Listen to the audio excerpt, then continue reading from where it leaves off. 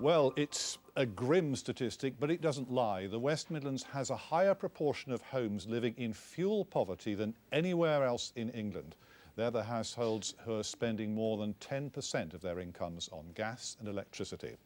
The government are talking tough again, repeating their commitment to ending fuel poverty by 2016. They also want it to be easier for customers to find cheaper energy deals.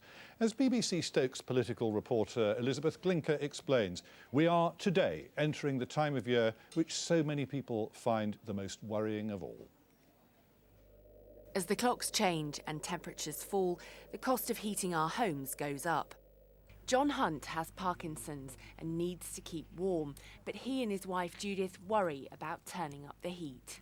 If I get cold and my core temperature drops, then I have a major problem. I start to shake and my coordination goes and I feel fairly wretched. We've got this constant worry that will the next gas bill be able to be honoured. The price has gone up another £100 or whatever it is. It's a constant worry, really. It's always in the back of your mind. Since 1997, pensioners have received something called a winter fuel allowance to help them pay their bills. And for the last few years, with rising costs, that's been topped up. But not anymore. This year, the government has scrapped that extra money, and it means some people are losing £100 a year. It's those that spend more than 10% of their income on their energy bills that are classed as living in fuel poverty. Across England, just over 18% of homes are in this situation. The South East is least affected with 12%, while over a fifth of homes in the North West are fuel poor. But here in the West Midlands, it's 26%. That's 1 in 4 homes, the highest proportion in England. Earlier this month, the government called an energy summit where they told the big companies to simplify their prices and make switching easier. None of the big 6 would speak to us, but the body which represents them told us energy companies spent more than £375 million over the last 3 years, helping the most vulnerable. Any long-term strategy for tackling fuel poverty will have to focus on improving energy efficiency. Beat the Cold are an independent charity working in Staffordshire and try to get people like 85-year-old Gladys a better deal. It's nobody's job out there, other than ours, to tell people how to find the cheapest fuel. It's certainly not the job of the energy company. They are in the business of selling fuel and making a profit for their shareholders. Have you had your meter changed in the last couple of years? Yes, 2.5. People are going cold. People are doing without. I'm having to advise those people to live in one room for the winter. And I leave people's homes very often in the winter, wondering how on earth they're going to manage. I put a cardigan round my shoulders, even if I've got one on. If I feel cold, I just put one on. And I wear these gloves most of the time. You can't really do without your eating, can you? But I have done. Yes, I have felt very cold sometimes. Just last week, a government-backed report concluded that fuel poverty is related to 2,700 deaths in England every year. The chilling reality here in the Midlands is that it's charities like Beat the Cold that are stopping people like Gladys becoming just another number.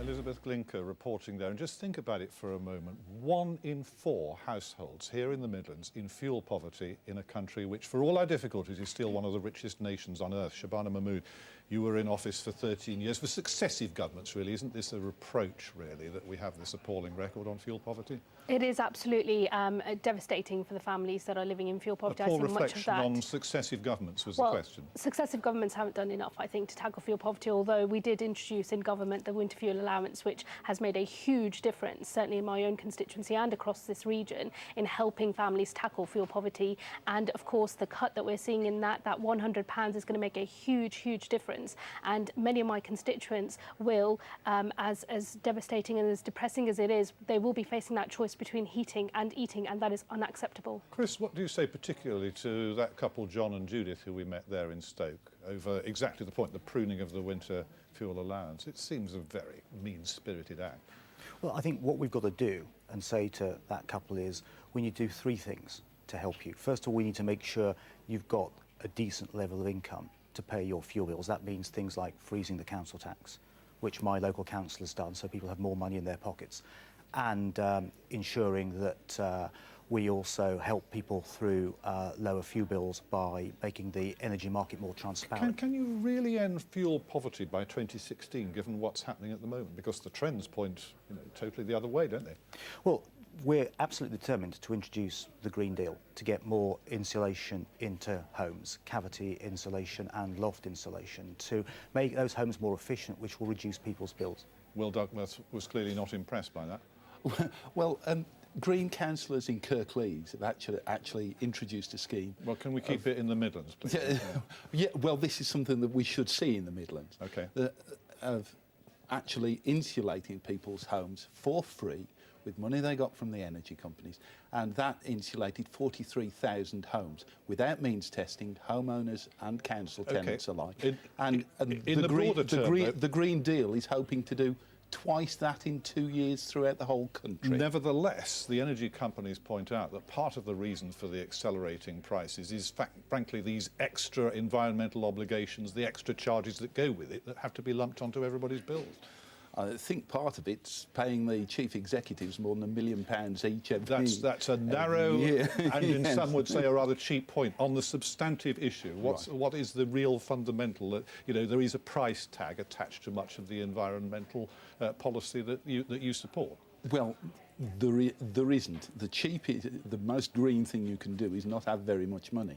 And if you insulate people's homes properly, it saves money for everybody in the short run and in the long run, because you actually provide jobs for people locally, and every pound spent on insulating people's homes has been shown to bring £4 into the economy, with other people spending.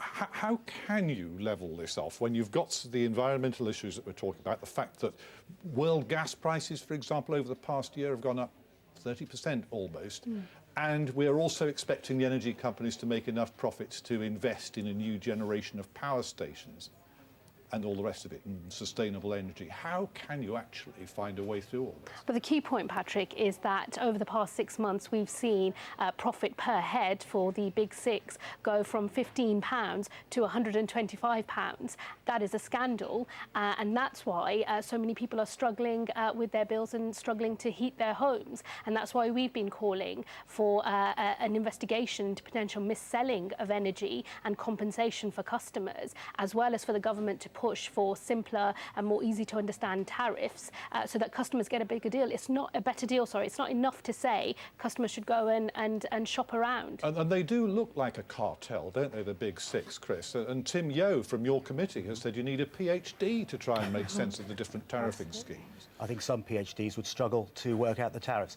You're absolutely right. We need to have simplified tariffs so people can see what the cheapest and best deal is for them. We also need, frankly, to break open the wholesale energy market so there's more competition in there, more transparency in there, so people can see where the energy companies are buying their energy from, which they then sell to us. That's something that my Energy and Climate Change Select Committee has called for, and I hope that the government will take firm action. You see, it occurs to me that the Prime Minister can call an energy summit, but he can't get around this problem that you've got rising prices being inflicted on customers, and the energy companies are going to say, well, we've got to make profits. How do you get around that?